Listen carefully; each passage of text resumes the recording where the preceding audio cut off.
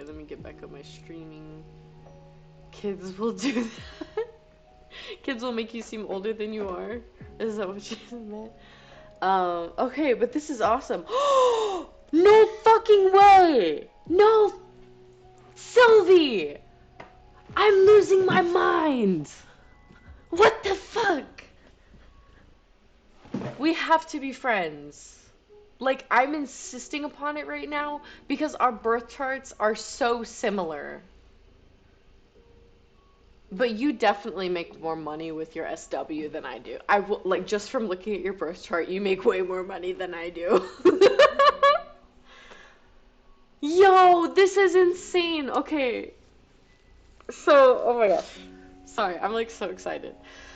So, the only when someone says what the fuck reading my birth chart. No, no, no. This is a good what the fuck because I've never really met somebody who has such a similar birth chart to me.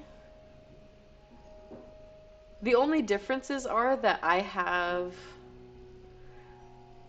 um I have we have a little bit of a trade-off with Libra and Scorpio. I'm a Scorpio rising, and where you have a lot of Gemini, I have a lot of Taurus, and where you're a Gemini moon, I'm an Aquarius moon. If I put effort into it, I would make more money for sure. Dude, you would make so much money. Oh, my timer just went off in Spirit City. 1 second, guys.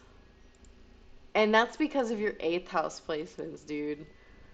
Like, oh, they eat it up. You're just such a sensual being. And that's not just because of these 8th house planets right here. Like, the moon in the 8th house. Mom was probably a piece of work. You know, whether that be she was just a lot but a great person, or she was a lot and, you know, you can fill in the blanks. I don't like necessarily saying people are bad without knowing the backstory, right? But you can assume that parents were a little bit of a stress for you. You likely had to, she was a lot of work. Yeah, you likely had to take on a lot of their burdens. And I definitely see where you're saying that your other parental was kind of creepy. Mine says the same thing. My dad is like the type of person that says, I think somebody that says, like he repeats Trump and says, I also apologize if I stutter over my words a lot, just because I'm a little drunk and high right now. But my dad says things like, if you weren't my daughter, I would want to marry you. And that's just so, like, it's a weird aggression, even though they don't mean it to be an aggression, but I don't know. I don't know. That's a weird thing. But, like, that's the kind of way my dad is creepy. Anyways, so you might relate to that. We have the same Taurus. I mean, we have the same Mercury. So we talk kind of long-windedly. We talk in stories. I get the same vibe from my dad too. I'm like, you no, for real. And your dad might be a little bit more over the top with it. My dad ignored me probably a little bit more than your dad because my parental father placement is more in this 7th house of other people where we see that glyph of Taurus. Well, your parental figure, both of your parental figures, that sun and the sun right here and that moon, sun is this orange circle, and the moon is that little moon glyph.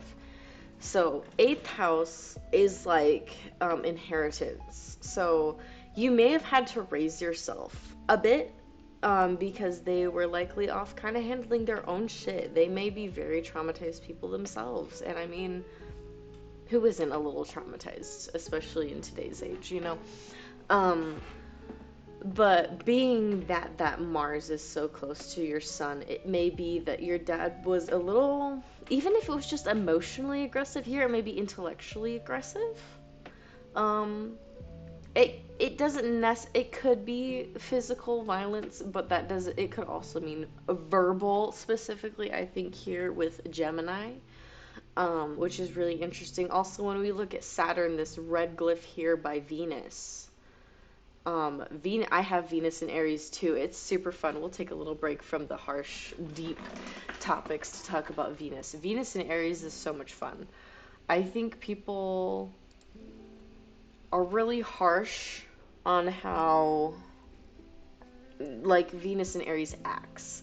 Because I don't know about you, I'm pretty sure you are, but I don't want to speak for you. I'm Polly, and I have an Aries Venus, and a lot of Aries Venuses I've met are polyamorous.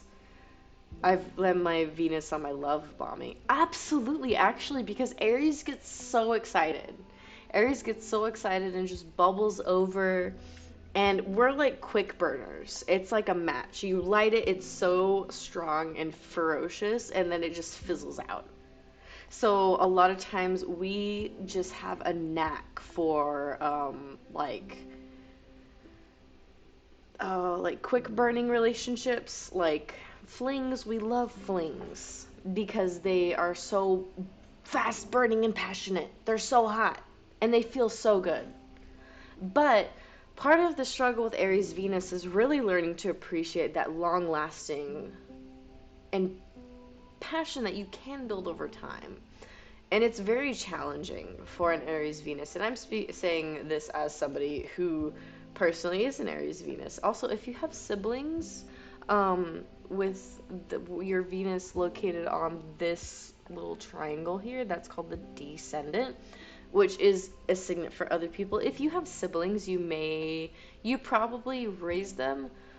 You were either the oldest or the middle sibling. You may have been the firstborn daughter, or the eldest, is what I'm guessing. So, I don't know if that's true. You can tell me. A lot of this is me relearning, so everyone, you be a little bit patient with me. But, so Aries Venus loves so big. It has so much love to give, which is another reason why it's polyamorous. I'm the youngest, but I have half siblings. That's fair. I was guessing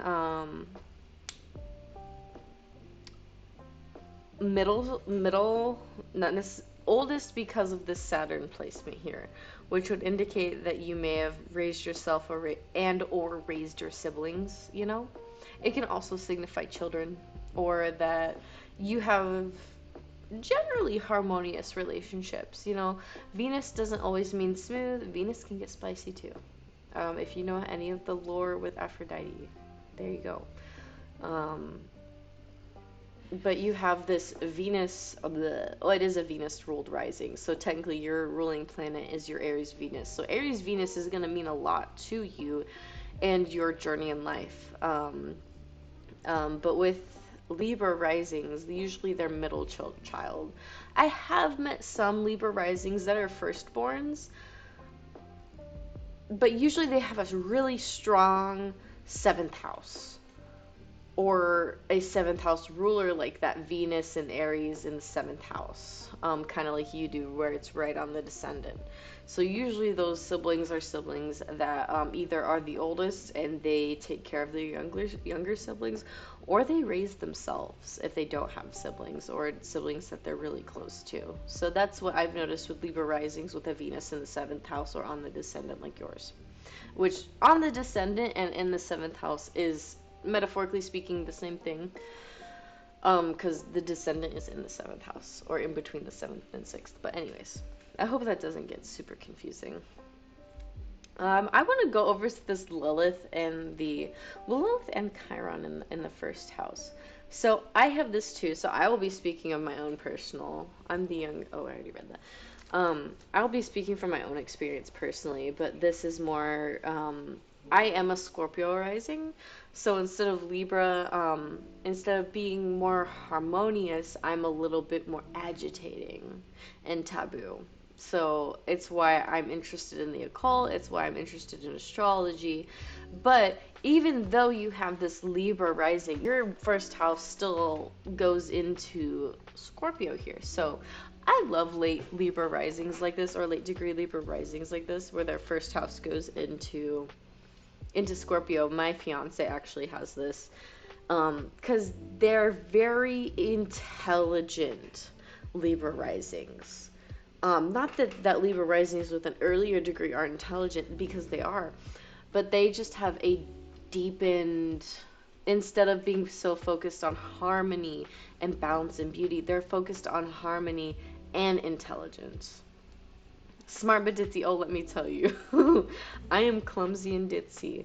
But I will also be explaining why that is, actually. That's part of what I'm going to talk about, is why we're a little ditzy.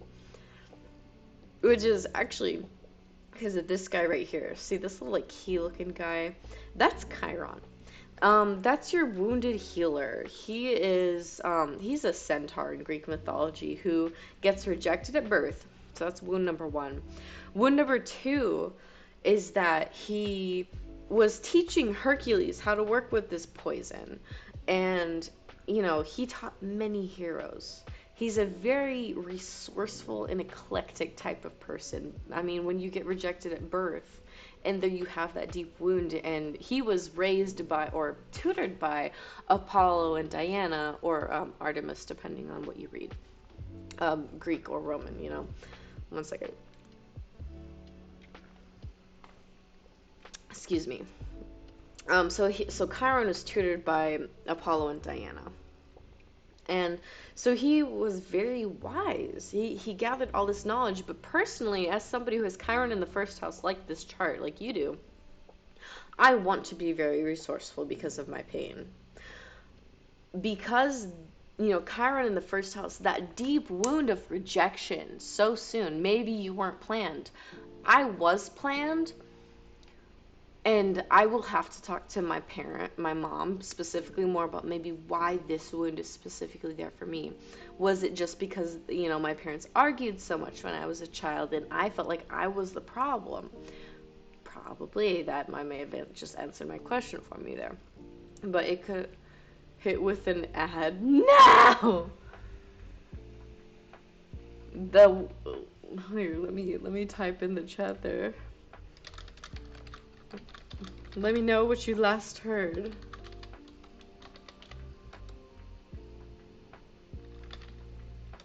It's vape.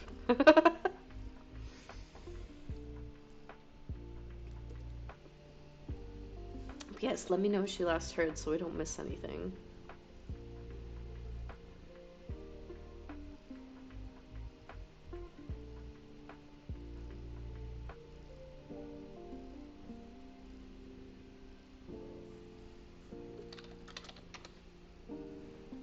Exfoliating body scrubber.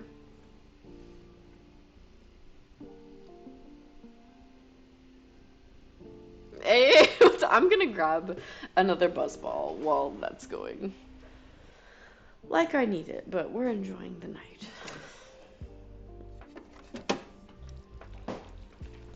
The first one I had was peach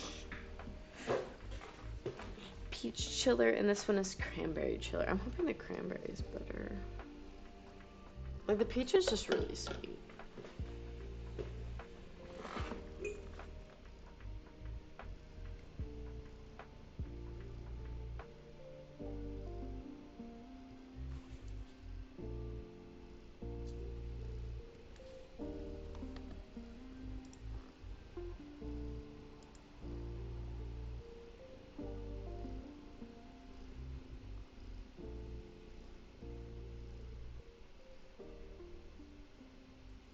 Back last I heard was deep-rooted rejection, which is relatable.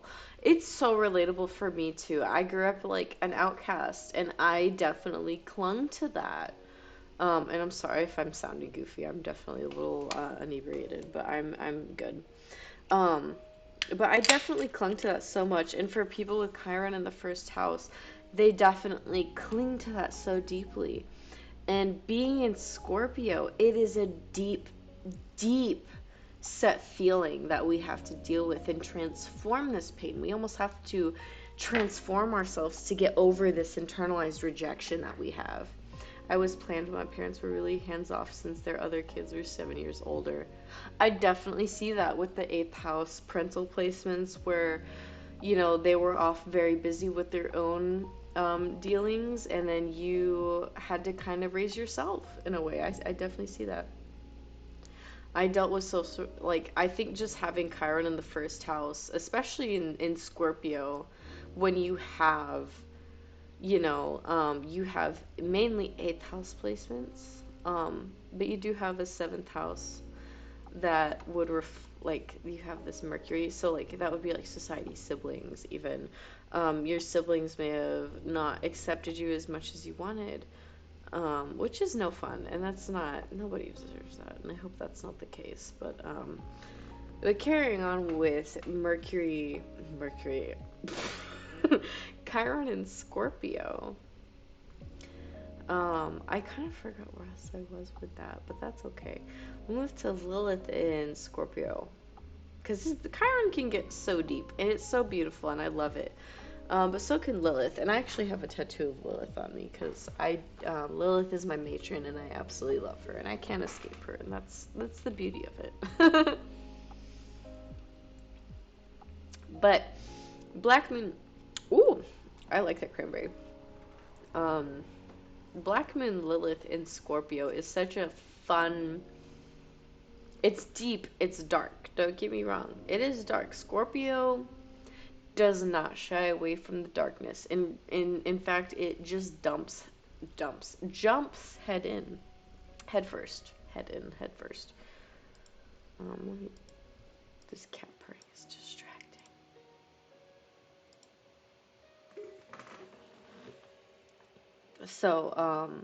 And Scorpio is also extremely sexual because sex is seen as taboo. So, on top of having that Chiron, that wound of rejection, so deeply a part of our being, also Chiron in the first house can signify that a part of our body we view as taboo. I was personally born. I don't really talk about it a whole lot, but it does bother me because I was an athlete all growing up. But my shoulders, if you look at my shoulders, they're not even. Um, like this one has a bulge up right here, if you look. We'll switch to different views so I can share my Scorpio Chiron. But see, there's my little bulge. And if you look at this side, it's like smooth, like normal. And I can actually have it stick up more. See, ta-da. But I can't do like the football thing. That's as high as I can lift my hand over here. I can't do that. And I can't like rotate my hands flat. Like this hand is flat, but this hand is like that. So I have physical nerve damage in my left arm that significantly bothers how I view myself and how I view athletics. Scorpio is traditionally ruled by Mars, which rules over athletics. So something that may physically alter the way that you practice athletics or affects you psychologically. It's probably going to be one of those two, athletically or psychologically affecting you, that makes you feel just estranged from society, maybe a little bit, more outcasted on top of that general Chiron theme that we already talked about. But yes, okay, moving on to Lilith. This over here. This is Lilith, the goddess or demon, depending on how you personally look at her. I see her both ways personally. Deadass my boobs. I'm sorry, I'm not laughing because that's not something to laugh at, I don't think. I actually personally have uneven breasts myself. But, it's really your experience, like my arm fucks with me more than I'd like to admit, and as somebody who also has uneven ones, it does bother you, especially when you do sex work.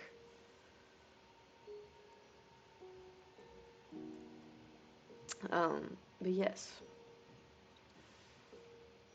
Lilith in Scorpio signifies a deepening in sexuality. Black Moon Lilith is actually at home in Scorpio.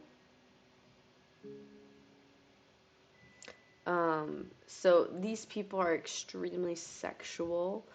Psychology feels less of a woman. Psychology feels less of a woman. Oh, that makes sense. I wonder what transits.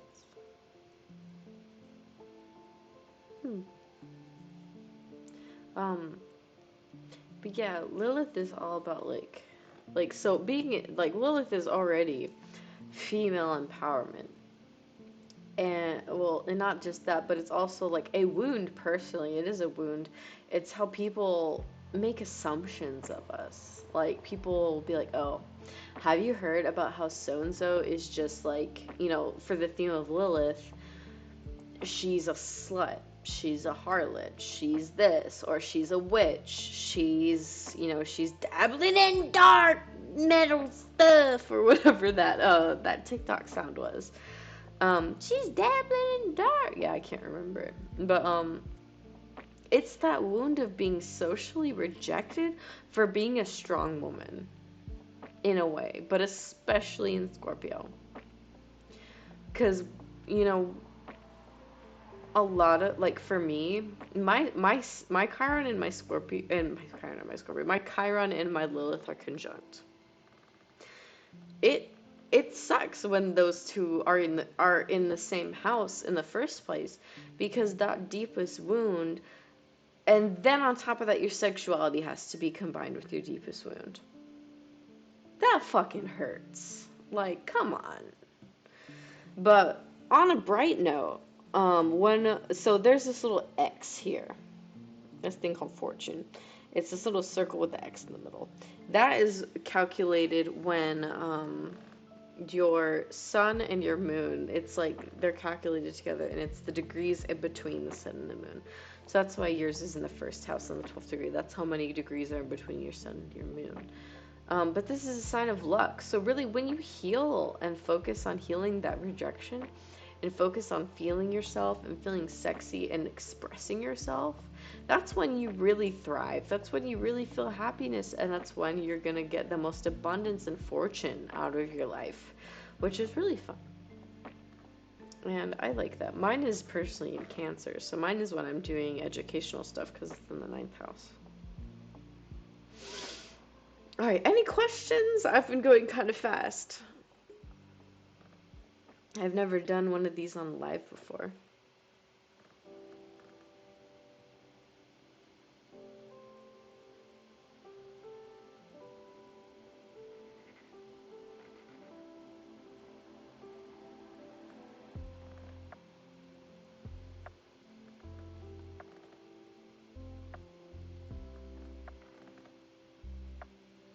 But I love the 5th house Jupiter that we both have. That means that we are very creative. We find joy when we are creative. Funny you say that, because I did a big step in shadow work, and the next day I won a football board. So, hell yeah, dude, that's crazy. You literally get rewards for healing yourself. That's so cool. And yes, fortune actually does have to do with luck and stuff. So, dude, that's so cool. Ah, that's so fun. Funny too, because Jupiter also has to do with luck. So when we express ourselves and all that good stuff, and we honor ourselves and what we want to create, we're healing. At least for you. Which I think is really beautiful.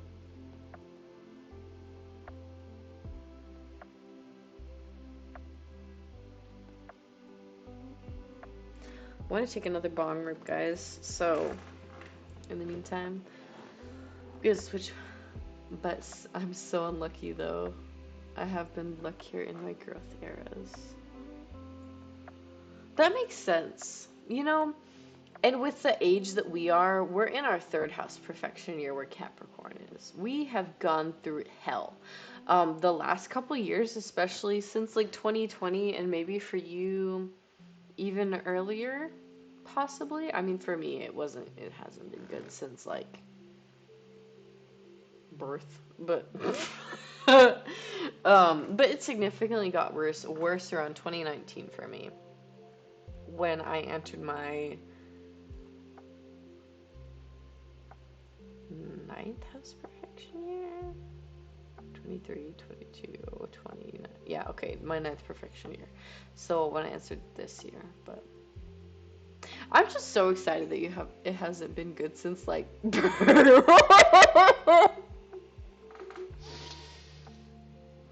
That's an iconic statement. But it's getting better, is it not? Like this last year, at least for me, it got better. It still isn't awesome, but it got so much better. Especially, I don't know, like shit got so bad in 2019 and 2020 for me. Dude, rough start as fuck. Let me take another bong rip. I'm gonna show y'all the game to have something fun to look at. But if y'all hear wrong bit bubbles, it's me.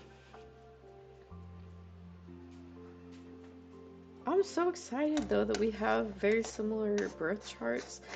I love Gemini moons. I always have a rough time with them because I never know how to read you guys, even though I'm technically supposed to get along with Gemini moons really well because I'm an Aquarius moon. So basically, because we're both air moons, we just naturally should vibe. I think it's because I'm just too sensitive that I struggle with Gemini moons because y'all are just so chill. Every Gemini moon I meet, chill. Like, just wants to chat, vibe. It makes sense why you like the overshare stuff. Cause y'all like knowing the tea, y'all like knowing what's up, the information, everything. And being in the 8th house, ooh, you really like the tea, like all the secrets. 8th house rules over secrets and like hidden stuff, inheritance. I'd even say money in a way, but like that's just because of inheritance. Like it's things that you earn or inherit or share with other people. So honestly, like people may just come up to you and just like, especially probably when you worked at the bar, they'd just like tell you your whole life story. And not to mention you have that 7th house Mercury where people just feel comfortable sharing things with you, especially when it's like one-on-one. They just want to talk to you. Because you're just really not a judgmental person. I mean, Gemini's pretty chill about stuff, unless it's a really opinionated Gemini, which I was raised by a really opinionated Gemini. But when Geminis are very chill, they're so cool to be around. Hard to read because there's nothing to hide in the first place. Oh, that's cool. Wait, what is that referring to? Just so I'm on the same page. I've been yapping.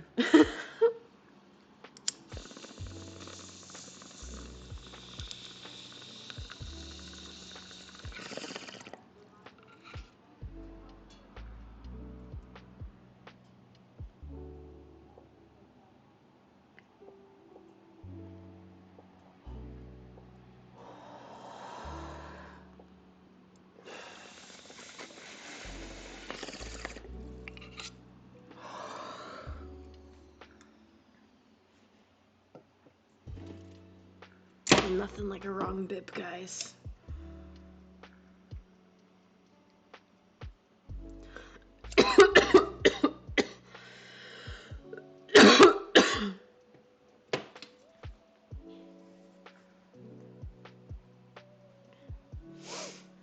Oh, that one kind of hurt my throat. Alright, I'm coming back. You said Gemini moons are hard to read. For me, yeah, for sure.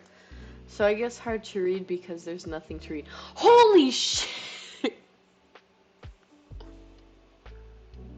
You cracked my psychology right there. Because I've been studying a lot about Chiron the last few days. I have like a whole bunch of notes in my new astrology journal that I've been making about Chiron specifically, because since it's so prevalent in my chart, I want to know more about it. And one of the things about Chiron is that we're oversensitive people. We're really sensitive to what other people's energies are, and we can overreact because of them. And you being a Gemini moon saying, and this is true, with the other Gemini moons that I've met, y'all are just chill. Unless you're really trying to be sneaky and hide something, which, I mean, honestly, if you were, I probably wouldn't know, and that's why I'm sus.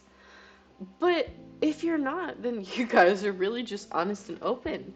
I always see Geminis as little sponges. Y'all are so focused on learning and information and just being in the now.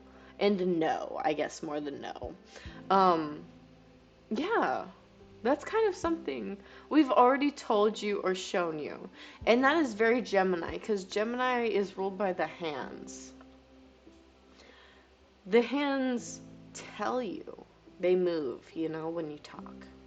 They show you. That's fucking cool. You see, this is why I love talking to people when it comes to astrology and stuff, because it opens my mind a lot to this stuff. Like, I just get these little brain boop like that. That's freaking cool. So you're right. The reason that I overreact to a Gemini's energy is because I assume there must be something wrong, because they've already shown me what their mood is.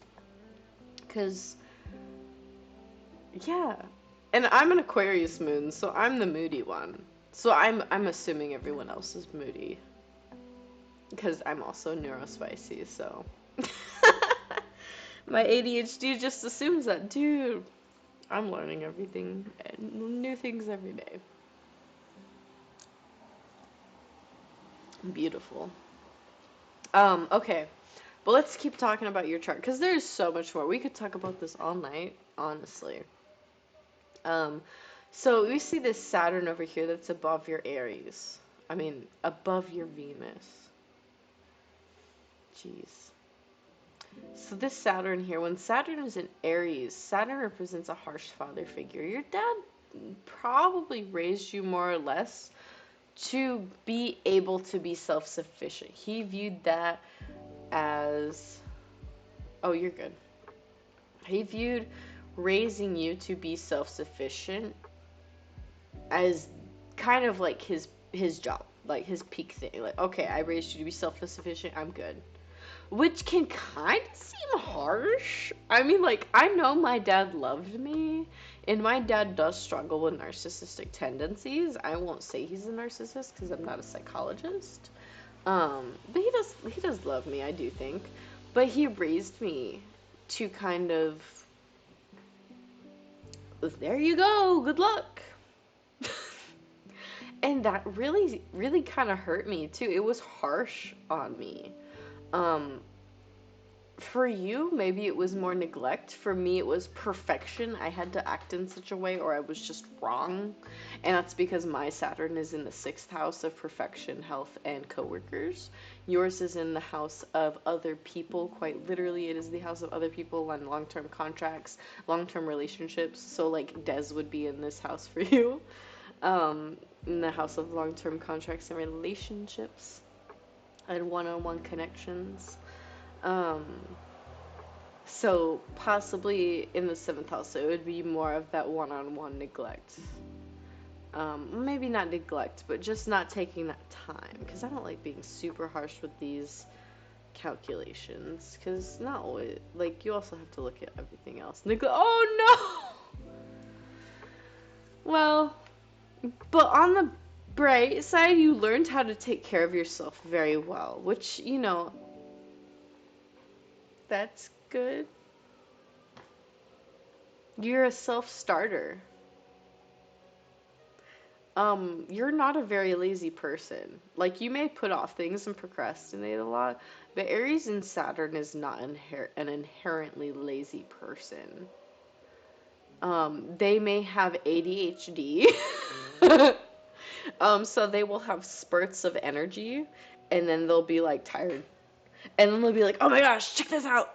And then they'll put all their energy into that. And then, they'll do that. But they're not, like, they're not intentionally lazy. Like, a Saturn in Taurus, like my fiance, he has a great job. He's a supervisor. So what he does is he supervises. So he's kind of like the boss. He does have bosses, but, like, I don't know everything about his job. But he comes home and he complains sometimes. He's like, oh, work was so rough. Like, what did you do all day? He was like, I sat at my desk and I supervised people. I'm like, me as a fellow Aries Saturn, like, you is like, what? Like, that sounds like a chill day. And he's like, oh, no. So, I don't know. That's just something that I think I've kind of looked more into lately as well that I thought was funny.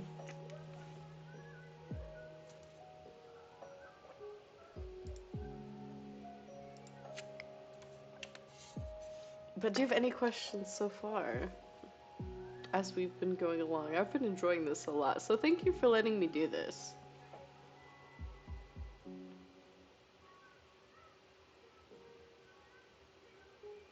Okay. All right, so we have a Virgo North node. All right, so this part hurt me, and I'll see what I can remember.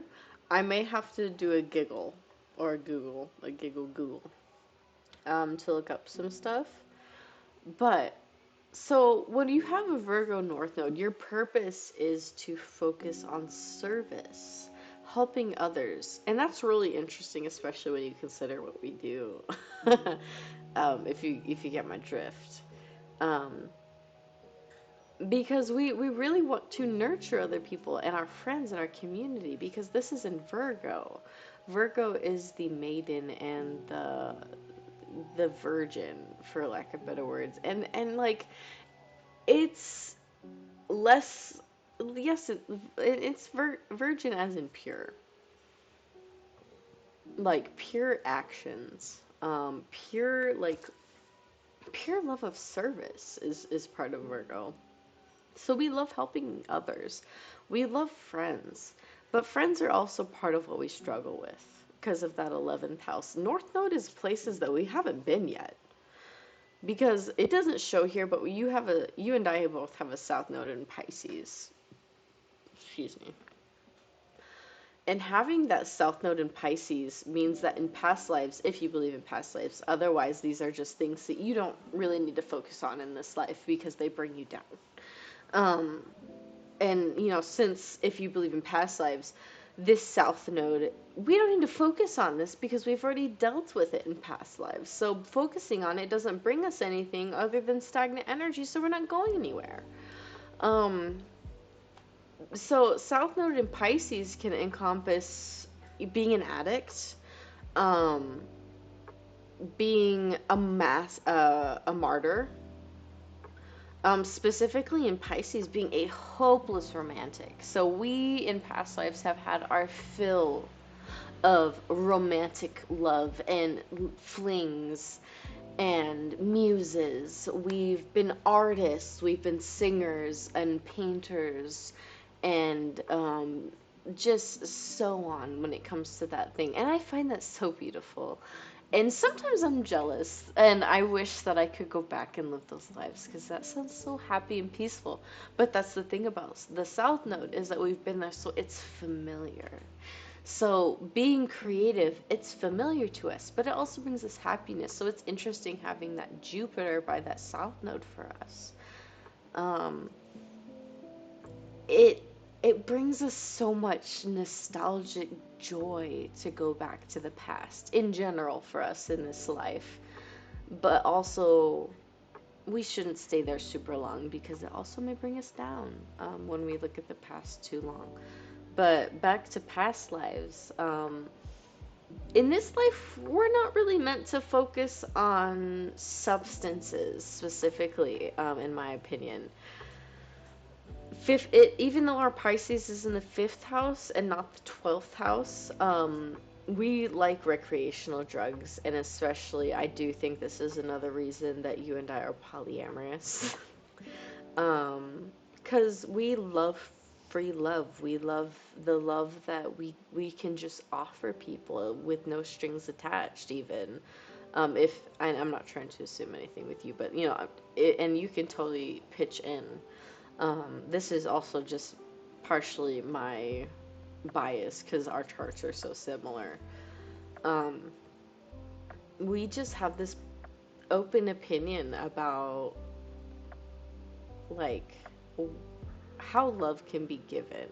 And since our moons are in an air sign, we can logic through things a little bit better than say, and I hate saying a little bit better because I think that is almost a little bit narcissistic on my part because that makes me sound like I'm a little bit smarter than other people.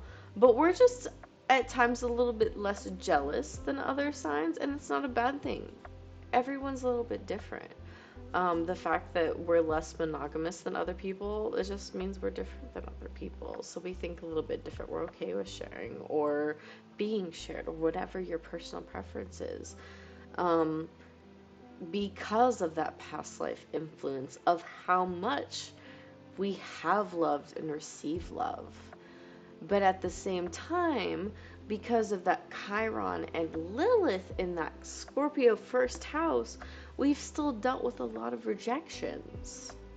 So it's a very interesting dichotomy that we have there because of that dynamic, because then we can also assume in past lives that we've also been sex workers before. Um, and that we've dealt with social rejection time after time after time again, and it has been a karmic stain on our soul, which honestly leaves me a little speechless because it explains so much about me. And I don't know how you feel. I would love to know how you feel about that. I would love your opinion. Um, because when I learned that for myself, it left me in a weird state of awe and appreciation. Kind of weird how, despite the rejection, we were still so open to love. Isn't that crazy? I love that point. And I think it's because of that Pisces fifth house south node in Jupiter. And let's talk about Pallas for a second here while we're on this point. Pallas is this thing, this one right here. Pallas is Athena. In tragedy, we panic. So in past lives, things have gone really bad and we panicked. Like, I don't know any situations particularly, but it makes me think it's in Pisces, so it makes me think Titanic. Or like a spiritual martyr because it's by Jupiter. You know, and two things can be true at the same time. Who knows how many past life we lived. But it generally had to do with water, a disaster, how we handle disasters, kind of what it has to do with. And there's more to it, but that's what I know the most of. I won't claim to know everything about the asteroids because I have yet to learn so much, even about the planets. I don't know. I turn in tragedy into comedy. I think that's more because you're a Gemini, but you know we don't. I guess the main point of Pisces Pallas that I do know about has to do with just diverting the issue, dissociating from the issue, which can play into comedy. I do dissociate from the issue. I used to freak out a lot. Now I dissociate just really hard, and I don't acknowledge it. So dissociating from the issue is a big thing. Yeah, dissociating from the issue is the vibe. Exactly. So I assume in past lives we may have had amnesia issues, even if you believe in past lives. I personally believe in past lives. I used to believe in past lives way too much. But that's okay. You know, it was a fun time. But where was I with this? Let's talk about, okay, we've talked a lot about Pisces. Let me drink some water. Make sure I'm drinking water, guys.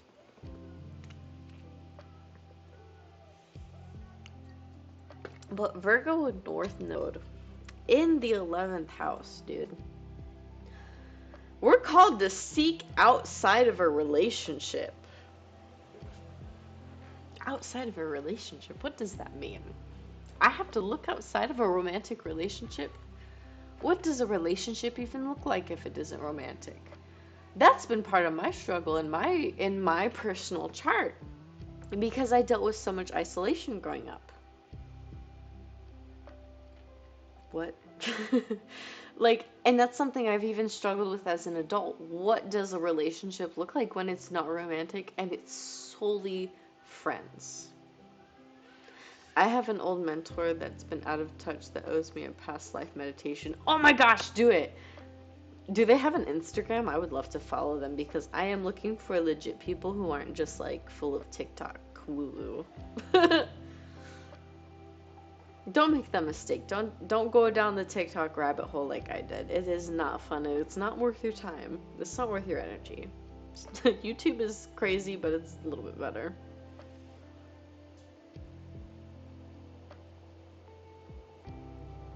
Um, but North Node in the 11th house asks us to pull a little bit out of that personal, isolatory self expression creativity that focuses on self and rather expand into the other and other people. And it's other people for me is so alarming because it's so not what I'm used to. He doesn't do all the social media stuff, was the director of my treatment center as a teen. That's so cute. Like, that's sweet. It's not just cute, it's sweet and very. That's so cool. I would definitely take him up on that. That seems legit. So he does teen kids spiritual and kung fu programs now. Oh my gosh. That seems like such an awesome person. I would definitely take him up on that offer. Um, but let's move on. Oh, it is retrograde. So I will have to look up more about this and check up what it means. But we'll go over retrogrades more in a minute. But North Node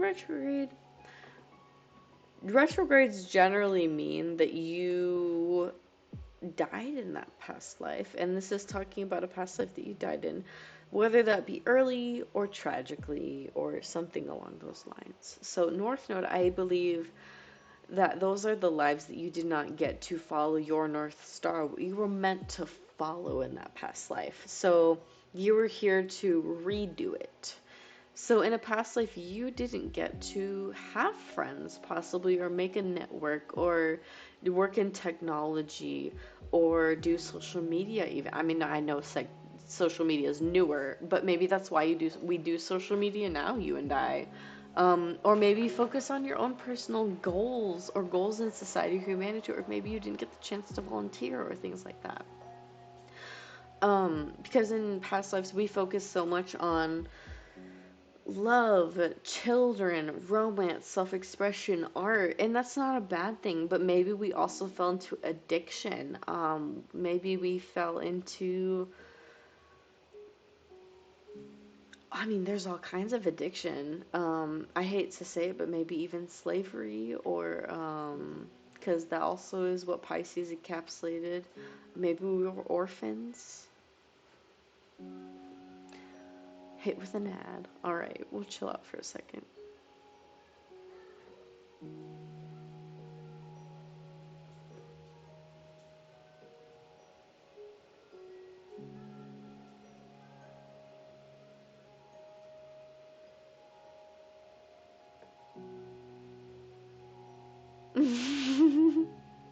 Nice.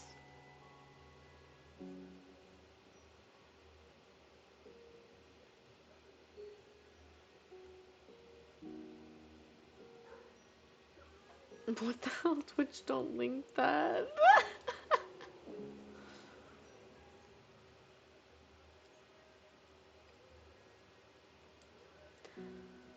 Man, I can't wait till you're back. I wanna tell you something.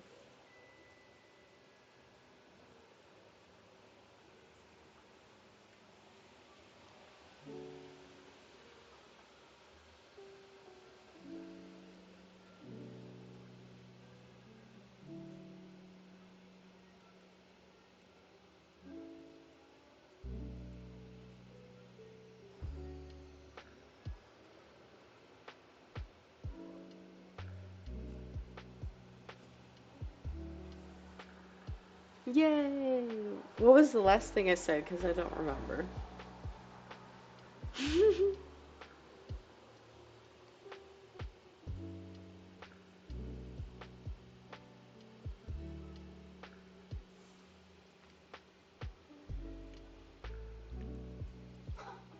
So honestly, I kind of want to wrap up there. Um, And are you down for a call? Because